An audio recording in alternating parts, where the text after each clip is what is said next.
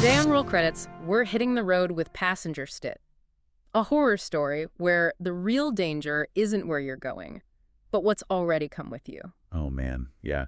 That concept alone just gets under your skin. Right. I mean, picture yourself driving down this desolate stretch of highway. It's like 2 in the morning. The absolute worst time to be driving. Exactly. The coffee is completely worn off, and the only thing tethering you to reality is, the rhythmic hum of the tires and that narrow little beam of your headlights slicing through the pitch black. Yeah, your whole world is just that cone of light. Yeah.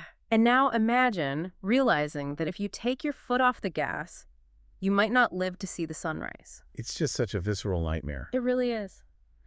Welcome to our deep dive into a massive stack of sources for this one. We've got interviews, behind-the-scenes features, critical reviews, all centering on Andre Everdahl's 2026 supernatural thriller, Passenger. And we're going to take you on a spoiler-light road trip through the film's creation today. We're uncovering the mechanical tricks they used to turn the open road into a literal claustrophobic nightmare, the practical magic behind the scares, and the very real psychological phenomena that plagued the crew on set. Yeah, the behind-the-scenes stuff on this one is wild, but, it is a fascinating study in taking something culturally celebrated and just completely subverting it. Oh, for sure. Like, we're currently living through this massive cultural fascination with van life. You scroll through social media, and it's presented as this highly curated, pristine aesthetic. Oh, yeah. Everyone wants a converted Sprinter van now. Right. You picture the fairy lights strung up, waking up to a sunrise over some sweeping national park. It's pitched as the ultimate escape from modern anxiety. The ultimate symbol of untethered freedom. You drop your mortgage, leave the cubicle, and it's just you and the horizon. Exactly. But this film takes that exact modern fantasy, that specific pursuit of freedom, and violently flips it into a trap. It really does. So we follow this young Brooklyn couple, Tyler and Maddie. They sell their apartment, pour all their savings into a van, and hit the road. And, 6 weeks in, the honeymoon phase is already starting to wear thin. Yeah, the quarters are tight. The reality of living in a tiny vehicle is really setting in. And then they make one fateful decision on a dark highway. They witness a horrific, fatal car crash, and, they stop to play Good Samaritans. Which, in any normal scenario, pulling over to help someone in a devastating wreck is just basic human empathy. Of course. You'd hope someone would do the same for you. But the world of this film operates on a very grim mythology. The highway has these unwritten, ancient rules. Right. By stopping at this specific supernatural wreck, Tyler and Maddie inadvertently cross a boundary. Yeah, and the next morning, they discover their van has been marked. Just 3 distinct deep claw scratches carved directly into the paint job. Such a tactile, creepy detail. It really is. So what is the actual significance of those scratches within the lore of the story? I know the sources went into this a bit. Yeah, it operates on 2 different levels, actually. The writers, Zachary Donahue and T.W. Burgess, drew heavily from early 20th century hobo code. Oh, interesting. Like from the Great Depression? Exactly. Back then, drifters and transient workers would leave chalk symbols on fences or water towers to communicate with other travelers. Oh, like leaving a review for the next guy passing through. Pretty much. Like a drawing of a cat meant a kind lady lived there. A top hat meant a rich man. Okay, so what did the 3 scratches mean? 3 diagonal scratches meant something very specific. Not safe here.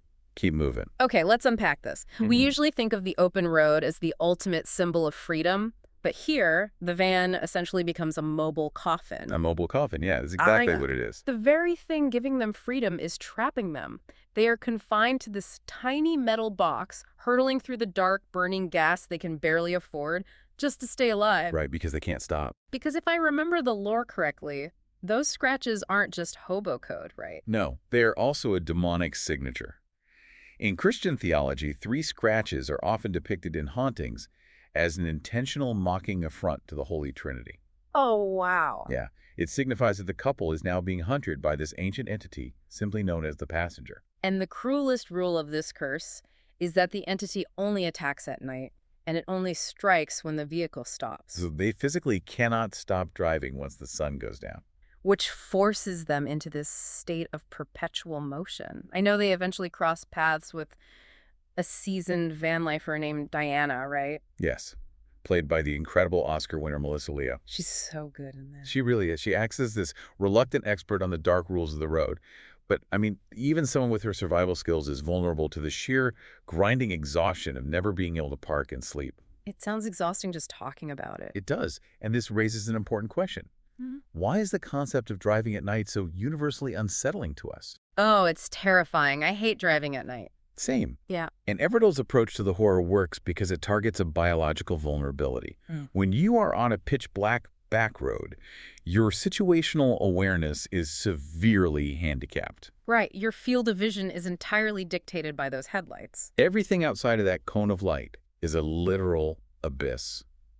And our brains, they hate missing information. They really do. And the film takes these incredibly mundane, everyday driving activities and makes them terrifying. Oh, absolutely. Yeah. Glancing in a rearview mirror, pulling over to check a weird rattling sound, Yeah. stepping out to fix a flat tire, it infuses them with life or death stakes. Because the psychology of constant motion means your nervous system can never just reset. Exactly. You're suspended in this constant state of high alert anxiety. Well, and if the characters are trapped inside a moving box, the environment itself is restricting their choices. Yeah, they have nowhere to go. Which means whatever is hunting them outside of that box has to be perfectly designed to maximize that specific terror. Right. And what's fascinating here is how the design of the passenger actually evolved during pre-production. Oh, yeah. How so? Well, if you look at the initial script, the passenger was conceptualized as this shadowy, elusive figure. Yeah. It was almost formless, just existing on the periphery of their vision. Honestly, why give a demon a human face at all? I kind of have to push back on the studio's choice here. Really? You prefer the formless version? Yeah. To me, the unknown is always scarier. Wouldn't a formless, invisible entity tapping on the glass, something that defies human comprehension, be infinitely scarier to the viewer than, like, a guy in a makeup chair? I mean, it is a completely fair point. Uh-huh. Often, less is more in horror, and leaving it up to the audience's imagination is usually the best tool a director has. Right. But in this specific narrative, giving the demon a human-like form serves a distinct psychological purpose. It's the concept of a predator playing with its food. Ah, okay. I see where you're going. Yeah. This entity doesn't just want to kill Tyler and Maddie. A car crash could do that. Yeah. It wants to torment them to the point of complete psychological collapse. So it needs a face to do that effectively. Exactly. By giving it a physical face, specifically, a face capable of a deeply unsettling, mocking smirk, they create an interpersonal dynamic of cruelty. It allows the demon to emotionally dismantle its victims. It stares at them through the glass. It mocks their exhaustion. Right. A shadow can't smirk at you while you're crying over a steering wheel. That is a very good point. Yeah. But that emotional cruelty required a very specific type of actor to pull off. Which they absolutely found in Joseph Lopez. Oh man, the casting directors mentioned that he walked into the audition and fundamentally changed the energy in the room. He really did. He brought this terrifying sense of ancientness to a physical body. Yeah. And he took the role to extreme lengths on set. Didn't he stay in character the whole time? Yeah. Between takes, while the crew was moving massive lighting rigs and resetting, the main actors would often just stay seated in the van to stay warm. But Lopez would just sit in the back seat, completely in the dark, breathing heavily. He just refused to break that menacing headspace. That is so creepy. There is a fantastic anecdote from the camera tests about him, too. Oh, the scream. Yes. Before they even started rolling the feature, they were testing the lenses, and Lopez let out this unscripted, blood-curdling scream that legitimately terrified Jacob Scipio and Lulu Bell. They're visibly shaking, right? Yeah, visually shaking. And his look is just so distinct. Everdoll-based, the demon's silhouette. This terrifying, rigid, preacher-like Garbon Reverend Cain from the 1986 film Poltergeist 2. Oh, that makes so much sense. And that aesthetic is a very deliberate thematic choice that ties into the broader mythology of the film. Because of the religious undertones. Yeah, the entire narrative is essentially a shadow war between this demonic entity and St. Christopher, the patron saint of travelers. Right. The demon is an ancient enemy of the saint, haunting the crossroads and highways to claim vulnerable wanderers.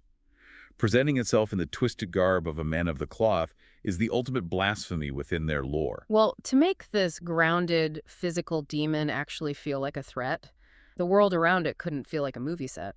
No, it had to feel aggressively real. Which meant subjecting the cast and crew to a grueling practical shoot in Washington State for like 34 days. Yeah, but Washington provided an incredible logistical advantage for them. How so? Within a 3-hour drive, the production could double the environment for lush Pacific Northwest forests, the arid edges of the American Southwest, and even the industrial outskirts of New York. Oh, wow. I didn't realize they got all those looks in one state. They even utilized Tweed's Cafe in North Bend for a sequence. Which is iconic. Right. For anyone who loves television history, that is the famous Double R Diner from Twin Peaks. Such a cool location. And they happened to film there right after David Lynch passed away, which just brought this heavy, surreal reverence to the production. I can imagine. But beyond the locations, the actual mechanics of how they shot this movie sound incredibly punishing. Oh, completely. Everill drew a hard line in the sand. No green screens and no LED volume stages. Which is rare nowadays. Mm-hmm. And just to clarify for those who might not know, an LED volume stage is what they famously used to shoot shows like The Mandalorian. Right. The giant screens. Yeah, it's a massive wraparound room built of high-definition screens. You put a car in the middle, play footage of a moving road, rock the car a bit, and boom, you shoot a driving scene in a comfortable studio in L.A. But Everill refused that comfort. He did. He argued that the camera and the actors know the difference between a pixel and a real freezing wind. So they shot out in the actual elements during the winter. Yes.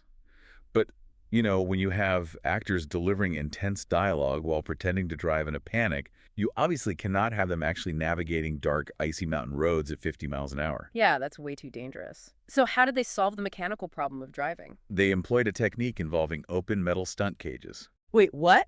Yeah, the production literally welded these heavy metal cages to the bottom framework of the vans, hovering just inches off the asphalt. That is insane. A professional stunt driver would be strapped into this exterior cage, entirely exposed to the freezing wind and rain, steering and braking the vehicle. While the actors are inside. Exactly.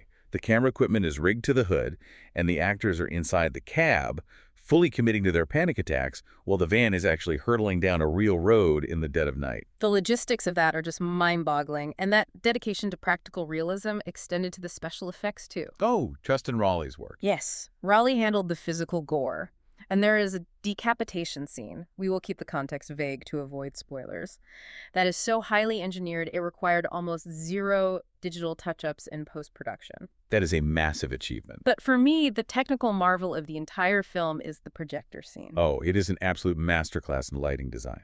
For those who haven't seen it, there is a sequence where Maddie and Tyler are forced to pull over in a dense, pitch-black forest. Right, and to see what is lurking in the tree line, Maddie grabs a consumer movie projector they brought for the trip. She hooks it up to a battery and uses it as a makeshift flashlight, beaming the classic Audrey Hepburn film Roman Holiday directly onto the terrifying dark trees. Just think about the physics of pulling that off without computer graphics. Right, because if you take a projector into the woods, the bark of a pine tree just absorbs the light. It doesn't reflect it well enough for a cinema camera to capture. And they couldn't just paint the projection in later because of Everill's rules. Mm-hmm. So they tested over 10 different specialized screen materials. In the woods? Yes.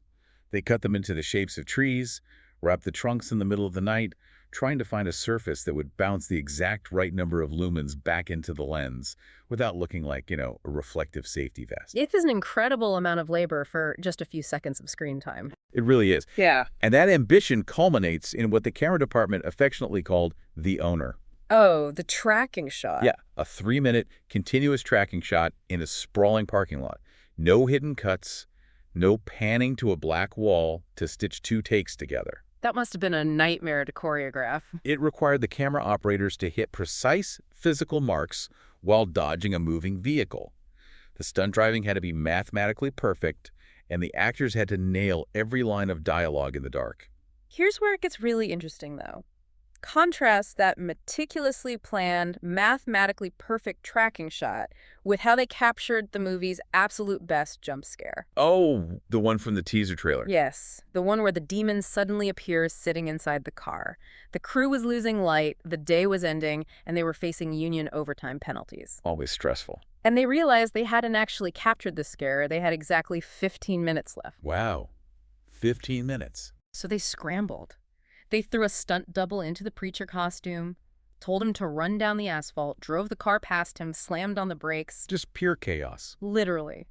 They told him to run back down a different stretch of road, drove past him again, and then finally yelled at Joseph Lopez to literally hurl himself into the passenger seat. And it worked so well. 15 minutes of unadulterated panic, and it created the most visceral, terrifying moment in the final cut. It just goes to show how sometimes massive constraints force absolute cinematic brilliance. Well, and that panic is palpable on screen. It really speaks to the core of why practical filmmaking, despite the misery, fundamentally alters an actor's performance. Because they're actually experiencing it. Exactly. When you place a cast in a freezing van in a remote forest at 2 in the morning, the dread you see on their faces isn't entirely a performance. No, it's genuine physical discomfort. You are filming the real, creeping isolation of being out in the elements. The environment is doing a significant portion of the emotional heavy lifting. And because the visual environment was so restrictive, like you literally cannot see past the edge of the headlights, the filmmakers had to lean heavily on another sense to control the audience's heart rate: audio. Sound design is arguably the primary vehicle for tension in this movie. Absolutely. The foundation of that is the score by horror veteran Christopher Young. Right. Instead of composing a traditional melodic horror theme with recognizable motifs, Young deliberately adopted an approach heavily reliant on atonality. Atonality meaning music that actively lacks a tonal center or a traditional musical key. Yeah. It basically refuses to resolve. Yes. Think of the sound of metal stressing under immense pressure, or a bow scraping violently across the strings of a cello without any rhythm. It just sounds wrong to the ear. It is designed to mimic the grinding, formless anxiety of driving on a dark highway where you don't know what is around the next bend. The music itself feels like it is warning you of an imminent collision. And they took that abrasive score and wove it into this genius ambient soundscape. Think about how much we rely on the hum of a car engine for comfort. When you're a kid, falling asleep in the back seat on a long road trip, that steady vibration and the rhythm of the tires on the asphalt, it acts as a lullaby. It does. It makes you feel incredibly safe, insulated, inside your little metal bubble. Exactly. So how does the sound design in Passenger take that exact neurological comfort and turn it into a weapon? Well, if we connect this to the bigger picture of how a jump scare actually functions mechanically, we realize it is rarely about the loud noise itself. Right. The noise is just the payoff. A cheap, loud noise just triggers a basic startle reflex. True horror manipulation is engineered in the silence that precedes the noise. And they spent a lot of time on that. A massive amount. The producers noted that 70% of the entire editing process was dedicated solely to finessing the timing of the ambient sound design. 70%. That's insane. Yeah. They expertly manipulate the ambient road noise, the drone of the tires, the gentle whistle of the wind, lulling the listener into that deeply ingrained false sense of security. Building this hypnotic, predictable rhythm. Right. And then they aggressively shatter it. The psychological tension they engineered clearly worked on screen, but apparently it bled out into reality, too. Oh, the cursed set stories. Yes.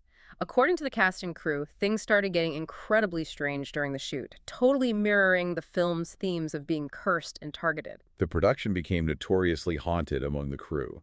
Like, on the very first day of shooting, the first assistant director walked out to their personal vehicle to find 4 completely flat tires. Which is weird, but could be a coincidence. Sure, but a few days later, the second unit director had 2 flat tires. Okay, getting weirder.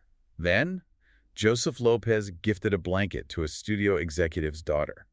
She put the blanket in her car, and less than a week later, her car's engine inexplicably exploded on the highway. That is terrifying. And then you have Melissa Leo. Right, her character's van in the film gets mysteriously infested with flies as part of the demonic plague. But then, during production, her actual real-life van on set inexplicably became infested with hundreds of flies out of nowhere. Which is just, I mean, you can't make that up. The anxiety on set escalated to the point where the production brought in a priest to officially bless the set before filming commenced. And they had to bring in an exorcist later, didn't they? Yeah.